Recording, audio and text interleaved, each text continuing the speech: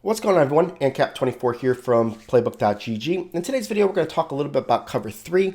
We're going to go into a simple approach to teach you how it works, but then we're going to get a little bit more complex for those that are a little bit more advanced to kind of show you how different route combinations affect the way players play on the field.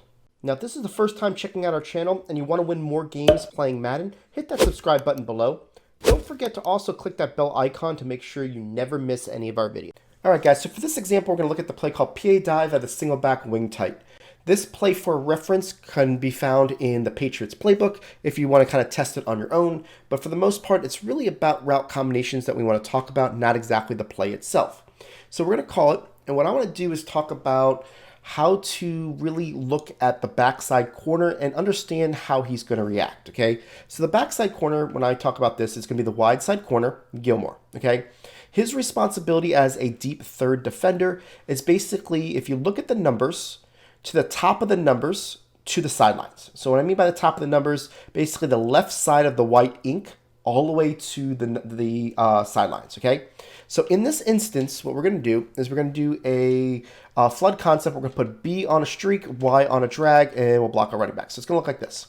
Now, this is a typical high-low read, but because we're not having any threats that are outside of the numbers, the cornerback is going to play this really simply because he's going to pass the B to the middle player, the middle third, and he's going to pass the Y down to his curl flat, and he's going to cover the A receiver, right? So you should expect this to come over here, and he's going to come down, and he's going to play that, right? Now, depending on how, the win chance and zones, you can't live off of that throw. That throw will be something that the guy is going to eventually jump it a little bit quicker and quicker, and you're going to see that if you try to do that, the guy's going to come down on it, okay? I want to make sure you understand that because of the way that it goes. Now, if we get this player a little bit closer, what I mean by that is that we move the B a little bit closer to the right.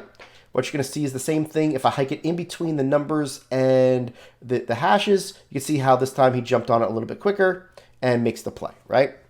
Now, the next example I want to show is if I move this player all the way to the right, what you should expect is now he is in the zone of the defender, right?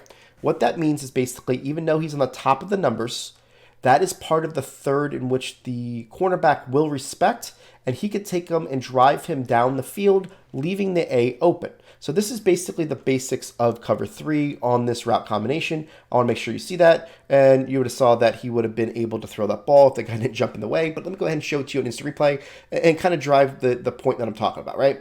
Now that this guy is in his zone, he is not going to break down. He's going to go all the way there until the ball is thrown, then he'll break, right? So we're using a drive route, okay? Now, this is all common stuff. I want to make sure you understand that that cornerback's going to react in a certain way depending on what vertical threat is in his area. Now we're going to talk about a different threat. What if I move this guy out, okay, and I go ahead and put the Y on a streak, okay? What would you expect to happen? Most people would expect to happen to where the B would be covered by the curl flat, which I'll show you, and then your player will go ahead and wait for the A. That is not the case, okay? The reason for that is this Y actually plays as if he is a vertical threat to the cornerback on the right. And you're going to ask me why, okay? The reason for that is that I talked about timing of routes. The corner on the right is going to allow the B to basically get covered by the curl flat. He is going to wait for a vertical threat to the top of the numbers to the sideline. At a certain point, he is going to give up and say, nobody's in my area, and he's going to stay as deep as the deepest player, which is going to be Y in this instance. So all I'm going to do here to make sure that you see this is I'm going to spy off everybody. So there's no rush. I'm just going to sit there.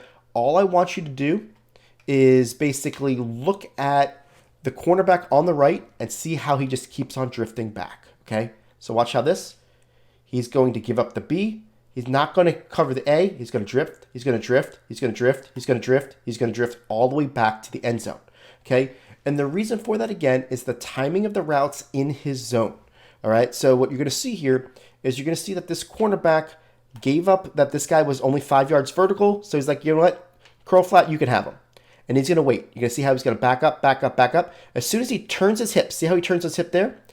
This receiver has not reached the top of the numbers. Okay, the top meaning, again, the left side of the number. So when he doesn't do it, and see how he backs up before? He's in this thing and he backs up. At this point, he's going to say, you know what? That's not my defender anymore. I got to get as deep as the farthest player, and he's just going to drift back and drift back and drift back and drift back and drift back.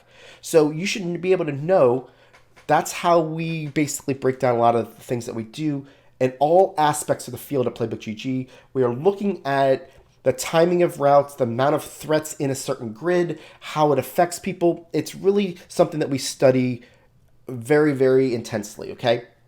And when we do our game plans, what we try to do our best to do is give you schemes that are based on our knowledge. We can't explain every single route combination to you to a T, or we'd have 3-hour game plans, and nobody wants to sit there for 3 hours. That's why we do a little bit of deeper dives in YouTube, okay? So I'm going to go ahead and show you a little bit more about this as far as how this would work as well. What if we get out of this play? I'm going to show you a different example with a different play to kind of show you how we can hammer this in and then get a little bit closer to this, okay? So what I'm going to do is I'm going to do this double cross play. I flipped it so it's going to the same side that we talked about earlier. And all I'm going to do here is do the same route combination I did before. Okay, so it looks exactly the same. The only difference is I put the X on the out just to get him out of the play. It doesn't matter. I can put him on a flat. I'm just wanting him to not be part of it. And you should expect the same thing we saw before. And what that would be is that because the tight end is attached to the, let me get this here, is attached to the left tackle, and he's right next to it. He's in that same spot. He's going to go up the field. He's going to be the threat. The A doesn't get there in time. The guy's going to back up, back up, back up, back up. And, we're basically able to throw this ball all day to this player because nobody's going to be there. Okay, that's just the way that the programs are, the programming is, right? Now, one last thing here. What if we put the X on a streak? I'll block the Y. And I do the same thing where I'm moving this guy over and doing this way, okay? Most people would expect that would work, right? Now I'm going to tell you it's not going to. And see how Y and X are only 2 yards apart? But what you're going to see is that if the X does anything about going to and touching the numbers at all, it's going to affect the way the right corner plays. And let me show you what I mean. He's going to go to the outside. See how he touches the numbers? Watch the corner here. See how he's right there? And he's able to make the play, okay? Now, how did I know that? Obviously by studying, but I'm going to tell you the why so you kind of understand it a little bit further so you can kind of use this application for other things, okay? I told you there are 3 zones when it comes to grids, when it comes to cover 3. If you look at it, if you look to the right side of the numbers on the left side to the left hash mark is 1. And then from the left side of the numbers on the right hash mark, on the right numbers to the sideline is 1. And then basically in the middle is the 3rd, right? Well, when this player right here, Sneed, goes to the numbers, he touches the numbers right here, right? Now he's running on the numbers. What ends up happening at this point is that he is 2 grids over, right? So because he's in 2 grids over, this will allow this player to say he is not any one of my responsibility. Because he's 2 grids over, he can now play this play because he has no responsibility of anything deep anymore. If he was to stay inside the numbers here and basically never cross that line, then he wouldn't be in the grid. He would have stayed in the middle grid, making this guy back up. But because he crossed the line, now this guy is going to play differently over here, and he's going to come down and play. All right. So these are things, like I said, is that we study the game. And I know to some people this may be like, wow, this game is, a little bit too intense. And some people are going to love this information because now that they can go and basically design their own plays. I wanted it just to show you just a simple route combination and how people are affected by how they run their routes, where they run their routes, how far they are away from the player. All these things are intertwined in programming. The more you know, the more you can go ahead and create plays. Again, that's what we're doing. Now, I know tomorrow we're going to be finishing up some videos for our last game plan for the Ravens playbook.